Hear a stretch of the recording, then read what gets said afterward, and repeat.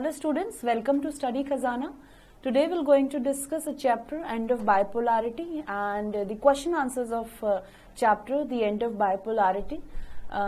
We have already discussed the every concept in our last lecture, and today we're going to discuss the NCERT questions. Okay, so let's start with the question. Let's start with the first question. Let's read the first one. Which among the following statement that describe the nature of Soviet economy is wrong? Soviet economy के बारे में हम पहले ही discuss कर चुके हैं. Soviet economy एक socialist economy है. सोवियत इकोनॉमी एक स्टेट कंट्रोल्ड इकोनॉमी है और सोवियत इकोनॉमी में प्राइवेटाइजेशन का कोई कंसेप्ट नहीं है. ये हम पहले ही फीचर्स इसके पढ़ चुके हैं, तो मेरे ख्याल से आपको इस क्वेश्चन को अटेम्प्ट करने में कोई दिक्कत नहीं आएगी. इसका पहला ऑप्शन है socialism was dominant ideology. Yes, हमने पढ़ाई था स्टार्टिंग में कि जब सोवियत गवर्नमेंट वर्किंग स्टेट में थी तो धीरे धीरे वो ब्यूरोक्रेटिक हो गई थी और जो है फोर्स्ड हो गई थी. तो this statement is right. Then state ownership control existed over a factor of production. बिल्कुल सही है, क्योंकि हमने देखा था कि जो मार्केट का जो ऑनरशिप है, प्रोडक्ट्स की जो डिस्ट्रीब्यूशन है, वो सब स्टेट के हाथ में थी. तो सेकंड पॉइंट भी ठीक है.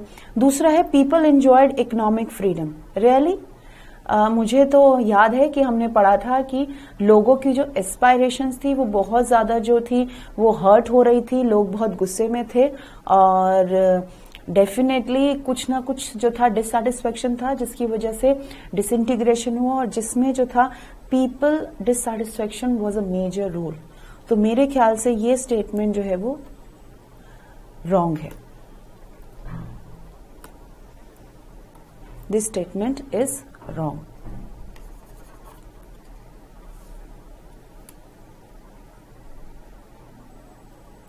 So this statement is wrong. Now come to the next question. Okay, let's discuss the another part also. There are fourth statement also. क्या है वो? Every aspect of economic was planned and controlled by the state. Yes, ये भी factor जो है बिल्कुल सही है कि स्टार्टिंग में इनिशियली हमने देखा था जो सोवियत इकोनॉमी थी उसके अंदर सारी चीजें प्लान थी और it was totally controlled by the state. ठीक है, तो ये चारों स्टेटमेंट में एक स्टेटमेंट गलत है. उसके बाद नेक्स्ट क्वेश्चन क्या है? Arrange the following in the chronological order. Fine, तो देखते हैं कौन कौन से ऑप्शन है. Soviet invasion of Afghanistan, it was in I think 1789. Then fall of Berlin Wall, it was around 90s or 60s I believe. और disintegration of Soviet Union 1990 और Russian Revolution 1970. तो सबसे नीचे से शुरू करेंगे. सबसे पहले हमारा हुआ था it was first is the Russian Revolution. It was started in 1970. Then we have a Soviet invasion of Afghanistan. Then we have fall of Berlin Wall. And fourth we have disintegration of the Soviet Union. बेटा इस तरीके के question board exams में भी आ सकते हैं. ये देखने में थोड़े से किडिश लगते हैं बट ये क्वेश्चन पेपर में जरूर आते हैं क्रोनोलॉजिकल ऑर्डर, क्योंकि बच्चे इस तरह की सीक्वेंस को कभी भी ध्यान नहीं देते. पर ये 5 मार्क के क्वेश्चंस में अधिकतर इस तरह के क्वेश्चंस आते हैं. तो इस चीज को ध्यान रखना है कि ईयर्स, इवेंट्स कब हुए थे, कौन सा इवेंट पहले हुआ था, कौन सा इवेंट बाद हुआ था, ये याद रखना बहुत जरूरी है. ठीक है, तो ये हमारा हो गया सेकेंड क्वेश्चन. उसके बाद नेक्स्ट क्या है? Which among the following is not a outcome of the disintegration of USSR. यानी कि इसमें जितने भी स्टेटमेंट दिए हैं, जितने भी आउटकम दिए हैं, वो डिसइंटीग्रेशन ऑफ यूएसएसआर के आउटकम नहीं थे. मतलब यूएसएसआर के बाद जो भी हुआ था, ये जो 4 ऑप्शन है उसमें से एक ऑप्शन है कि जो डिसइंटीग्रेशन के बाद नहीं हुआ था. वो कौन से थे पहले हम देखते हैं. End of ideological war between US and USR. Definitely ये तो सबसे इमीडिएट आउटकम था कि जब यूएसएसआर का डिसइंटीग्रेट हुआ तो जो आइडियोलॉजिकल वॉर थी, कोल्ड वॉर यूएस और यूएसएसआर के बीच में, वो खत्म हो गई थी. ये बिल्कुल करेक्ट है.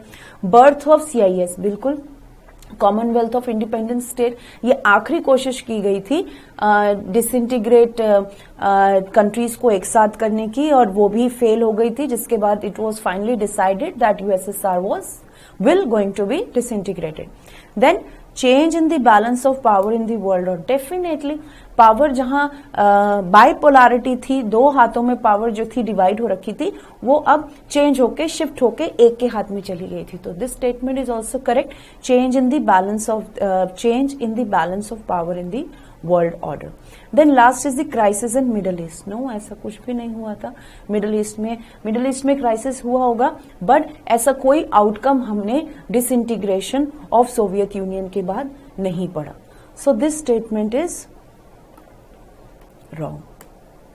तो बेटा कोशिश करनी है जब भी आप इस तरह के क्वेश्चंस पढ़े तो इस तरीके से एनालाइज करने की कोशिश करें कि ये कितने हद तक सही है. ठीक है. उसके बाद मैच द फॉलोइंग की बात की जा रही है. Mikhail Gorbachev. ठीक है. पहले तो हम पढ़ेंगे Mikhail Gorbachev, shock therapy, Russia, Boris Yeltsin and Warsaw. Okay. Then answers are successor of USSR. Successor of USSR दिमाग में आते ही सबसे पहले किसका नाम आएगा? रशिया. तो यहां पे हम लिखेंगे थर्ड ऑप्शन. मैंने जैसे बोला कि रशिया सक्सेसर ऑफ यूएसएसआर, तो मेरे दिमाग में रशिया है. उसके बाद है मिलिट्री पैक्ट. इसमें एक ही मिलिट्री पैक्ट मेंशन है, वो है वॉर्सो. तो वॉर्सो जो था एक मिलिट्री पैक्ट था. फिफ्थ हो गया. Introduce reforms. Who introduce reforms? नाम से ही क्लियर हो गया, देखते ही क्लियर हो गया. It was Mikhail Gorbachev who introduce the reforms. ठीक है. उसके बाद नेक्स्ट है इकोनॉमिक मॉडल. किसमें जो था इकोनॉमिक सिस्टम को चेंज करने की बात की गई थी, specially in this chapter? It is shock therapy. तो सेकंड जो शॉक थेरेपी है वो इसका आंसर है. देन एक बच गया है बोरिस येल्टिन, प्रेसिडेंट ऑफ रशिया. बहुत आसान है. इसी तरीके से देखो बेटा, जब आप चैप्टर को इस तरीके से बहुत अच्छे से पढ़ोगे, समझोगे, तो ये क्वेश्चंस आपके लिए कुछ भी नहीं है. और अब इस तरह के क्वेश्चन 5 मार्कर्स में आते हैं बोर्ड एग्जाम में, और आप बड़ी आसानी से उसको अटेम्प्ट भी कर सकते हैं. 1 मार्क के, 1 ऑप्शन के, हर एक ऑप्शन के 1 मार्क होते हैं, and you can easily get full marks. अब नेक्स्ट फिलअप्स की बात की जा रही है. फिलअप्स देखते हैं आप लोग कर पाते हैं कि नहीं. The Soviet political system was based on, क्या सिस्टम, क्या एक्चुअली में सोवियत यूनियन का मेन आइडियोलॉजी थी? सोशलिज्म. ठीक है.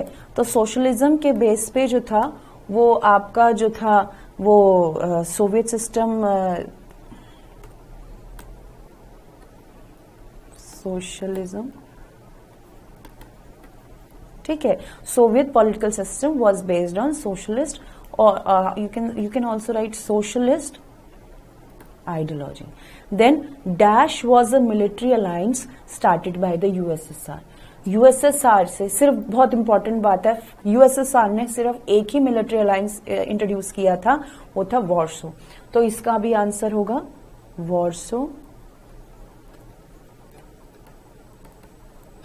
Warsaw Pact. ठीक है.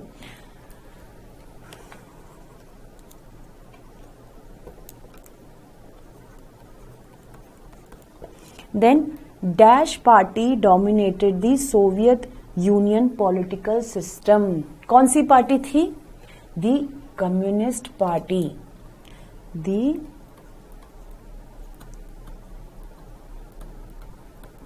Communist party dominated the Soviet Union political system. ठीक है. अब नेक्स्ट जो है वो तो देखते ही आपको पता लग जाएगा कि dash initiated the reforms in USSR in 1985. Who introduce the reform? नाम बिल्कुल क्लियर है. His name is Mikhail Gorbachev. Okay. The fall of the dash symbolize the end of the Cold War. क्या फॉल हुआ था? एक ही चीज fall हुई थी, दैट इज बर्लिन वॉल.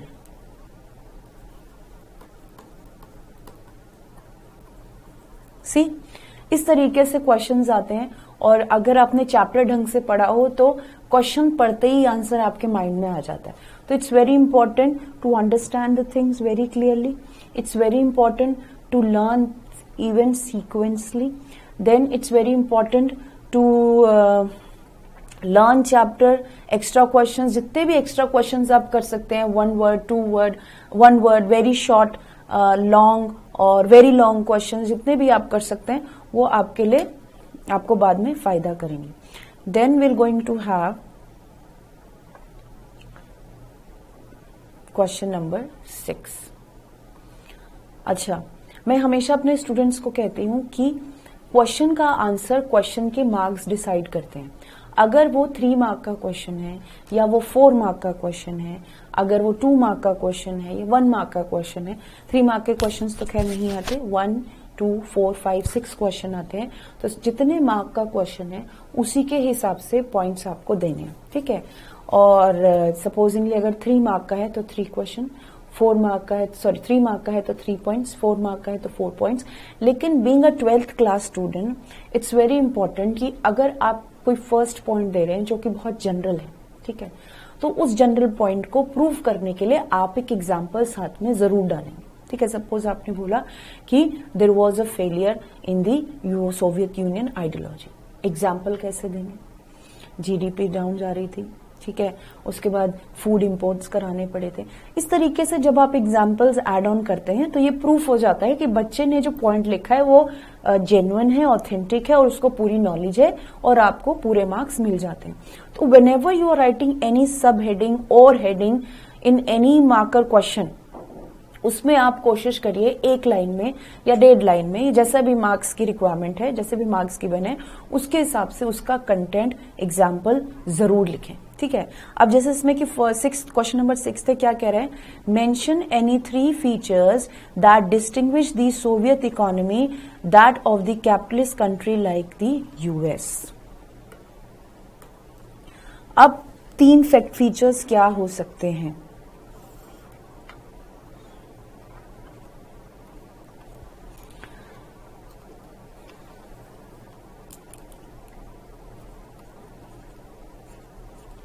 तीन फीचर्स क्या हो सकते हैं बेटा? सबसे पहले तो कैपिटलिस्ट कंट्री है यूएस और जो सोवियत है वो कम्युनिस्ट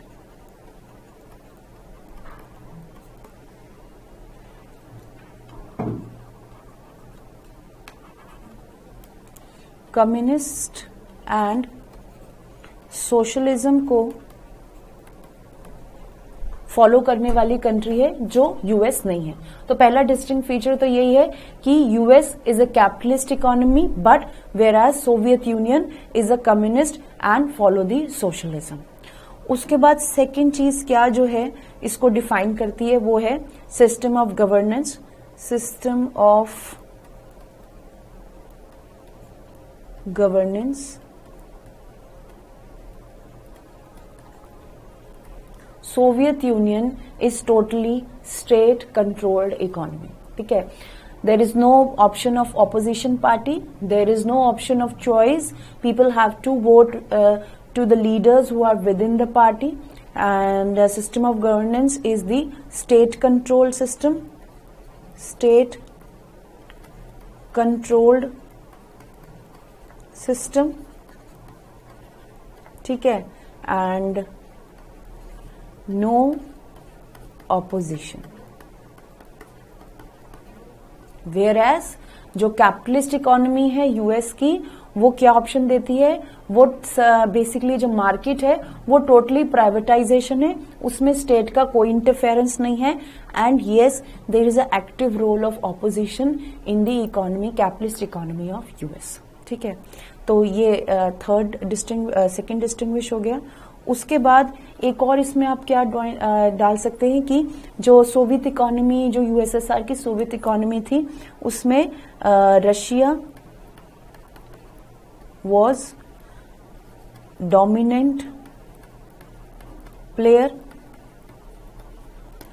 पर यूएसए के अलायंस में ऐसा कोई भी डोमिनेंट आपको रिपब्लिक नहीं नजर आएगा। हर किसी का इक्वल रोल है, हर कोई इक्वली रिस्पॉन्सिबल है एडमिनिस्ट्रेशन में, ठीक है। तो these are the 3 dominant features. Governance हो गया, आइडियोलॉजी में डिफरेंस है, स्टेट ऑफ गवर्नेंस में डिफरेंस है, उसके बाद लीडरशिप में डिफरेंस है, उसके बाद और भी बहुत से इकोनॉमिक डिफरेंस तो बहुत ज्यादा है। People are not satisfied. आगे अगर फर्दर बात करें कि people were not satisfied, there was a economic decline, whereas in US people were more democratic, more liberal and economy was not at all stagnant. तो बहुत सारे features आप अब इसमें एड ऑन कर सकते हैं, बट जब भी हम जो है कुछ प्रोमिनेंट फीचर्स की बात करते हैं तो उसमें पॉलिटिकल, इकोनॉमिक, सोशल, ये 3 फैक्टर्स जो हैं उसमें कंट्रीब्यूट करते हैं।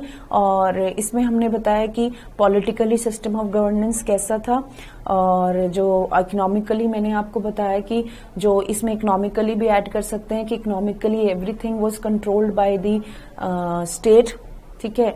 और जो सोशली जो आइडियोलॉजी थी वो कम्युनिस्ट थी, सोशलिस्ट थी, और रोल ऑफ कोई ऑपोजिशन नहीं था। तो इस तरीके से आप ये 3 डिस्टिंक्ट पॉइंट जो है वो लिख सकते हैं। फाइन। उसके बाद जो है नेक्स्ट क्वेश्चन जो हम देख रहे हैं, that is what were the factors that forced Gorbachev to initiate the reforms of USSR. Question का मतलब क्या है? क्वेश्चन का मतलब ये है कि जो गोर्बाचेव ने सोवियत यूनियन में रिफॉर्म्स इंट्रोड्यूस किए थे वो क्यों इंट्रोड्यूस किए थे, ठीक है। मिखाइल गोर्बाचेव के बारे में मैंने आपको ये बताया था कि सोवियत यूनियन का वो लास्ट लीडर था, और मिखाइल गोर्बाचेव ने जो है जो मिखाइल गोर्बाचेव के रिफॉर्म्स इंट्रोड्यूस्ड हुए थे उसके बाद ही ईस्ट यूरोपियन कंट्री या जो सेंट्रल यूरोपियन कंट्री थी उनमें जो था रिवॉल्ट शुरू हुआ, और उन्होंने ये डिमांड सामने रखी कि अब हम ये सोशलिस्ट पैटर्न को या हम इस सोवियत यूनियन के सिस्टम को फॉलो नहीं करेंगे, हमें इंडिपेंडेंस चाहिए, हम एक अपनी इंडिपेंडेंट गवर्नेंस एस्टैब्लिश करेंगे अपने रिपब्लिक में, ठीक है। ये तो बाद के कुछ कॉन्सिक्वेंसेस थे, पर पहले क्या हुआ?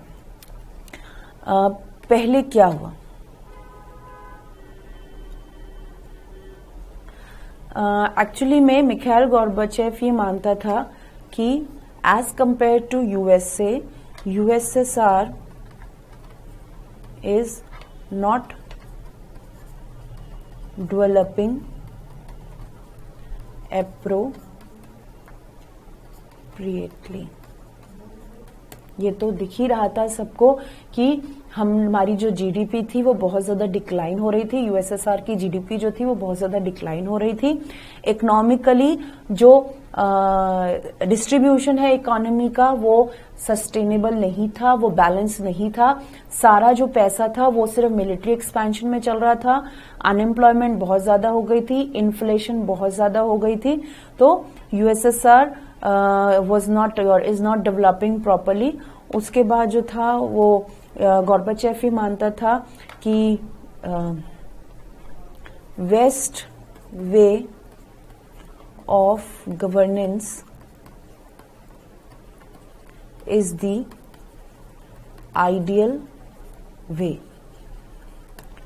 क्योंकि जब हम 1945 से 1991 तक का पीरियड ऑब्जर्व करते हैं तो हम ये देखते हैं कि यूएसए जो है हर लेवल में डेवलप कर रहा है, चाहे वो इकोनॉमिक हो, चाहे वो पॉलिटिकल हो, चाहे वो सोशल हो, चाहे पीपल एस्पायरेशन की बात हो रही है, चाहे पॉलिटिकल स्टेबिलिटी की बात हो रही है, चाहे जो है इकोनॉमिक डेवलपमेंट की बात की जा रही है। शुरू से ही यूएसए में 2 पार्टी सिस्टम है, डेमोक्रेटिक गवर्नमेंट है और स्ट्रांग जो है प्रेसिडेंट रोल है, ठीक है।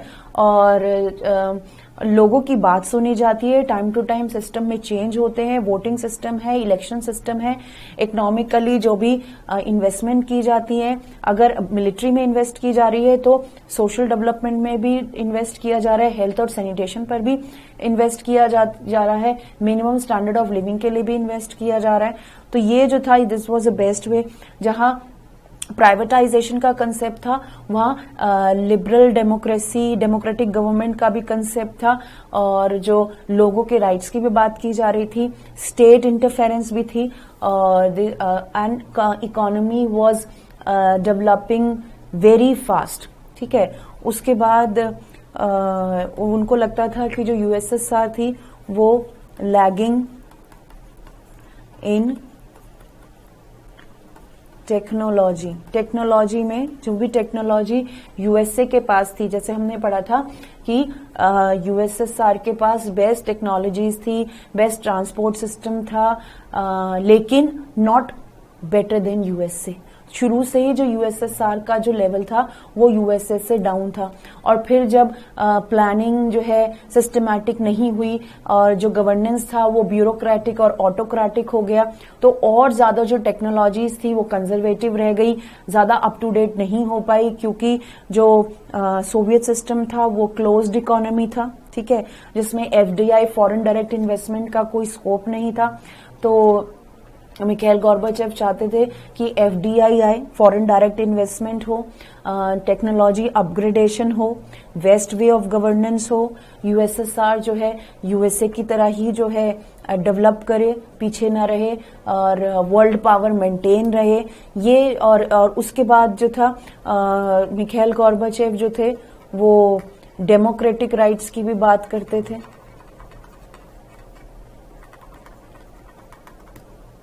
तो there are various immediate reforms which Mikhail Gorbachev want for the economic development of the USSR. ठीक है, ये these are some of them, और आप और भी points लिख सकते हैं, but these are some important points. ठीक है, तो these were some factors that forced to initiate reforms in the USSR. ठीक है, फिर जब यूएसएसआर में मिखाइल गोर्बाचेव ने रिफॉर्म्स इंट्रोड्यूस किए तो ईस्ट यूरोपियन कंट्रीज ने सबसे पहले रिवोल्ट किया कि भाई देखिए आपका खुद का लीडर जो है वो रिवोल्ट चेंजेस की बात कर रहा है, तो हम तो पहले से ही कह रहे हैं कि the system is not appropriate, तो इट शुड बी चेंज, हमें यहाँ से इंडिपेंडेंस चाहिए। रिवोल्ट शुरू हुए, और पहले जब मिखाइल गोर्बाचेव के इन रिफॉर्म्स इंट्रोड्यूस करने से पहले सोवियत सिस्टम में ऐसा कभी नहीं हुआ कि जो रिपब्लिक्स है, 15 रिपब्लिक्स हैं, वो कभी कि कोई भी डिसीजंस को, कॉमन डिसीजन को कभी भी उसके खिलाफ आवाज उठा सके। लेकिन अब हर छोटी छोटी रिपब्लिक जो थे वो आवाज उठा रही थी और उनको लग रहा था कि सिस्टम में चेंजेस होने चाहिए। ठीक है, तो गोर्बाचेव का जो सोच थी वो तो सही थी, पर मुझे लगता है कि जो इम्प्लीमेंटेशन था और जो समय था वो बहुत गलत था, क्योंकि कुछ भी फायदा नहीं हुआ रिफॉर्म्स इंट्रोड्यूस कराने का, और आप कह लो कि ये भी एक कारण था यूएसएसआर के डिसइंटीग्रेट होने का। ठीक है, तो 6th हो गया, 6th is done, 7th is done, now 8th. What were the major consequences of the disintegration of Soviet Union for countries like India?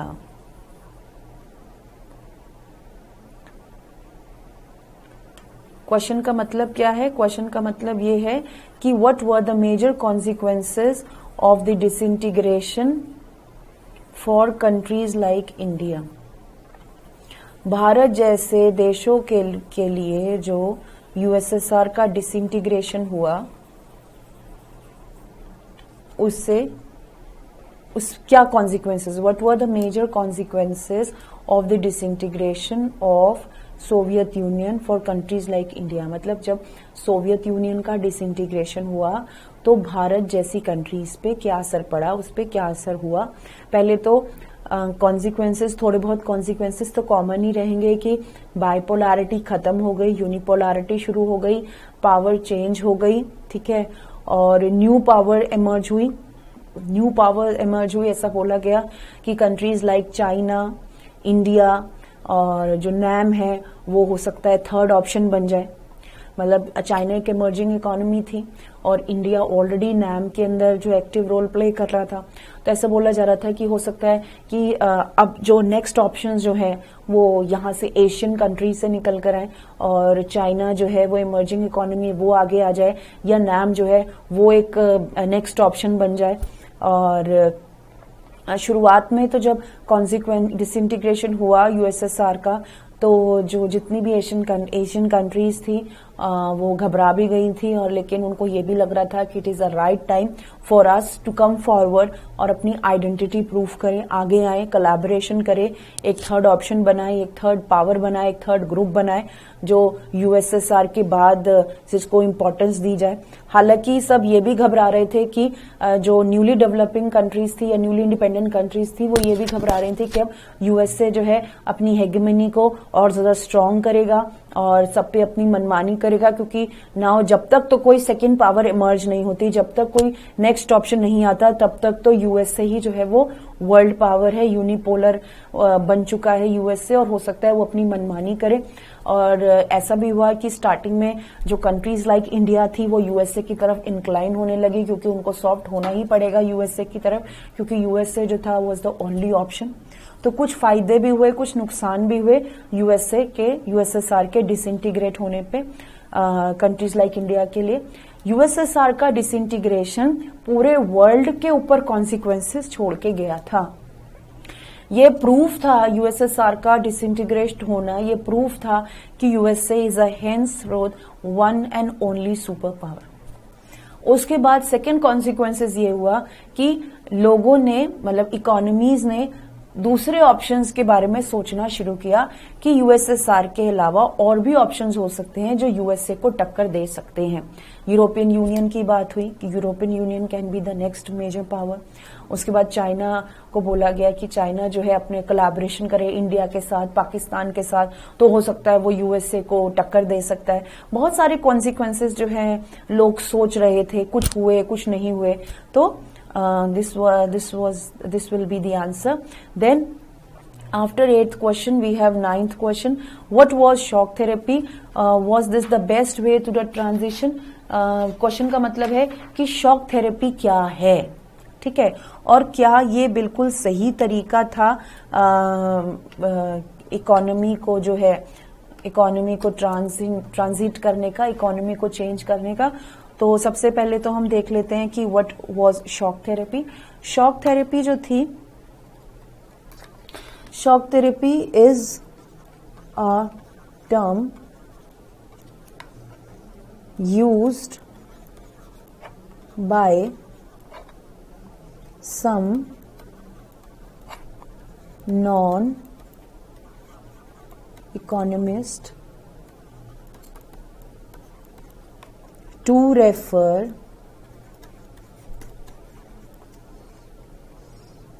to the sudden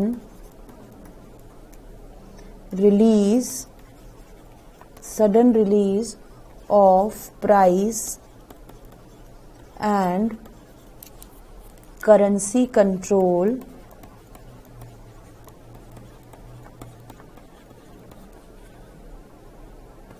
comma withdrawal of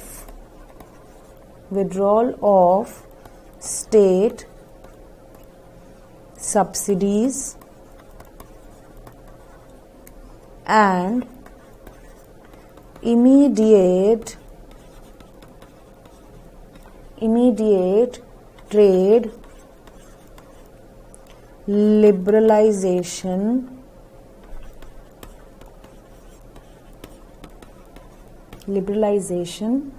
within the country,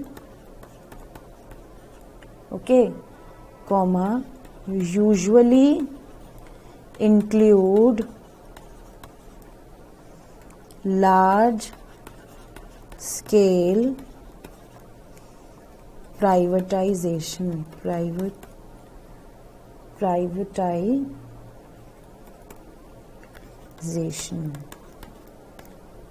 ठीक है।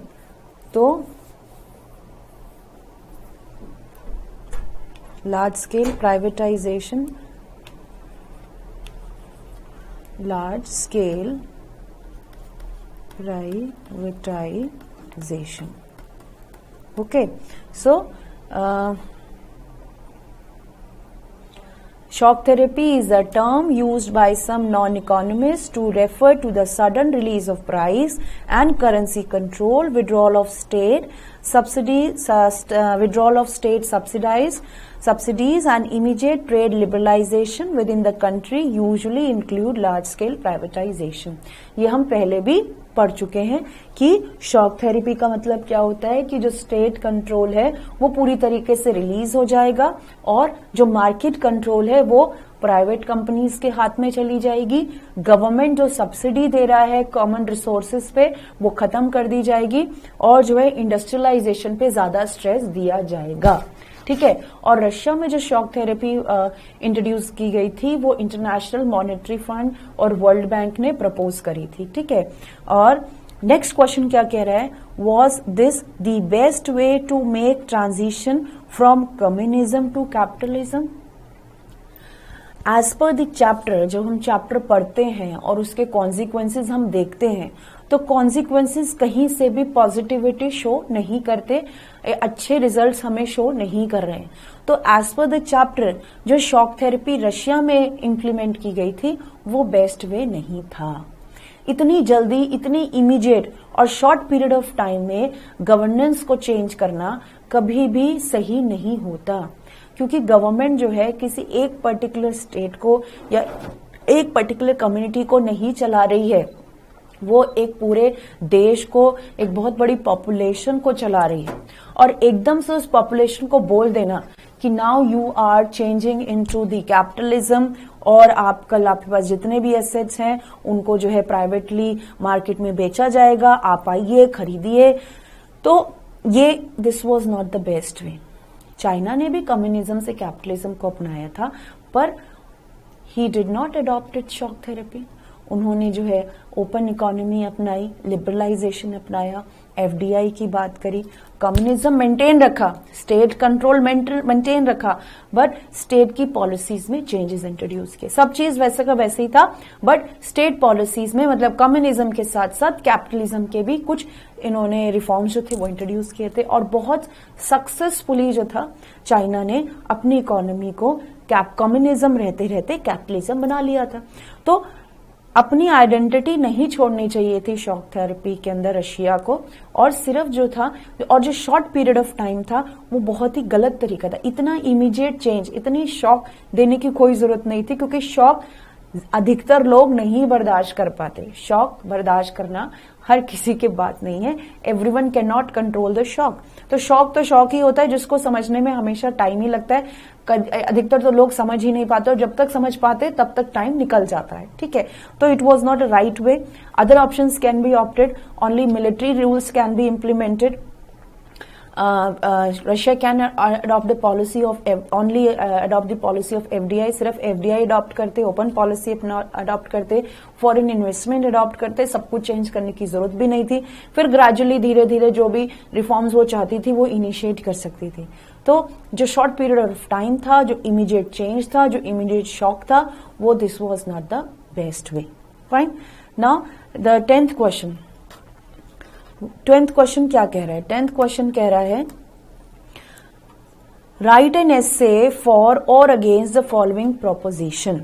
ठीक है. या तो आपको favour में या आपको अगेंस्ट में जो भी नीचे प्रोपोजिशन दिया है, जो स्टेटमेंट दिया है, उसके बारे में बोलना है. स्टेटमेंट क्या है? With the disintegration of Second World, India should change its foreign policy and focus more on friendship with US rather than with traditional friend with Russia. अब वो ही राइटर ये कह रहा है, क्वेश्चन पूछ रहा है कि जैसे ही डिसइंटीग्रेशन हुआ यूएसएसआर का तो इंडिया को अपनी फॉरेन पॉलिसीज यूएसएसआर से हटाकर यूएसए की तरफ कर देनी, मतलब जो फ्रेंडशिप है, जो ऑनेस्टी है, वो यूएसए की तरफ ज्यादा कर देनी चाहिए as compared to USSR, Russia. आप शायद हाँ या ना सोच रहे होंगे, पर मैं जो सोचती हूँ वो ये है कि पॉलिसी में कोई भी चेंज नहीं आना चाहिए था और नहीं हुआ भी. इंडिया को कभी भी ये नहीं भूलना चाहिए था, या उसने भूला भी नहीं कि रशिया एक ऐसा देश था जिसने 1971 में इंडिया को सपोर्ट किया था जब इंडिया और पाकिस्तान की लड़ाई हुई थी. और जब अमेरिका ने हमें सपोर्ट करने से मना कर दिया था तो रशिया ने हमें सपोर्ट किया था। और जब यूएसएसआर भी था तब भी बहुत सारे स्टील प्लांट्स या पावर प्लांट्स जो थे वो इंडिया में लगाए गए with the help of USSR. तो कि ये तो बहुत ही गलत होगा कि अब एक पॉलिसी अगर वीक, एक इकोनॉमी अगर वीक पड़ रही है तो उसको छोड़ के आप दूसरी इकोनॉमी के पास चले जाएं। फिर अगर वो इकोनॉमी वीक हो जाएगी तो फिर आप कहाँ जाएंगे, और अगर वही इकोनॉमी आपके अगेंस्ट चलेगी तो फिर आप किसका सपोर्ट लेंगे। तो पूरी तरीके से यूएसए की तरफ इंक्लाइन हो जाना और यूएसएसआर को इग्नोर कर देना या रशिया को इग्नोर कर देना, वो पॉलिसी बेस्ट होती ही नहीं, और इंडिया ने ऐसा किया भी नहीं। जितना भी अभी तक मैंने आपको चैप्टर्स पढ़ाए हैं तो आप इस चीज को कंक्लूड कर सकते हैं कि इंडिया की फॉरेन पॉलिसी बहुत ही सिस्टमैटिक, बहुत ही प्लान्ड और फ्यूचरिस्टिक थी।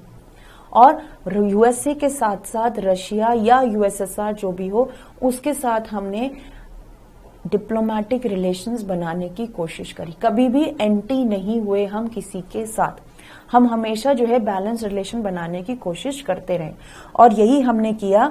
India had not change it foreign policy and they focused both on US and USSR, और यही सही था, ठीक है।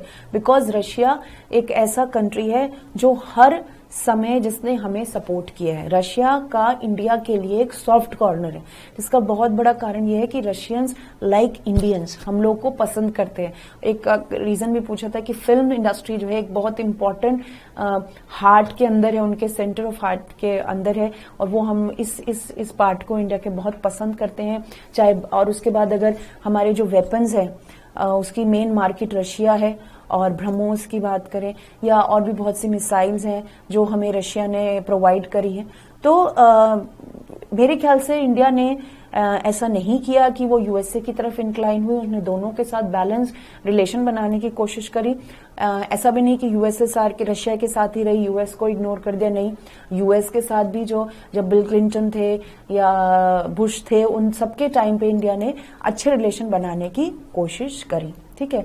तो ना तो यूएसए की तरफ ना यूएसएसआर की तरफ इंडिया को हमेशा जो है बैलेंस पॉलिसी ही इंडिया ने बना के रखी, और कोई भी चेंज ऑफ पावर हुआ लेकिन इंडिया ने अपनी पॉलिसीज को मेंटेन रखा और दोनों के साथ जो अच्छे रिलेशन बनाने की कोशिश करी, ठीक है। तो these are the questions that are of this second chapter, और ये चैप्टर खत्म हुआ। और कुछ भी क्वेरी हो, कोई क्वेश्चन हो, कोई एक्स्ट्रा नॉलेज आप मुझसे पूछना चाहते हैं, डू राइट ऑन स्टडी खजाना। Thank you.